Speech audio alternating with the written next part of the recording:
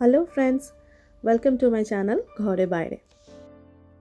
Last উইকে আমরা বন্ধুরা মিলে সেলিব্রেট করলাম ক্রিসমাস পটলাক পার্টি।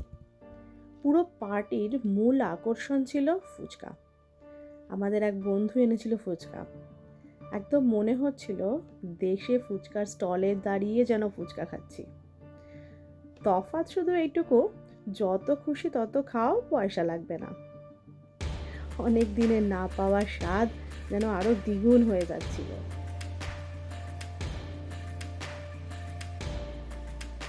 শুধু মেয়েরা নয়, ছেলেরাও একদম লাইন দিয়ে ফুচকার মজা নিচ্ছিল।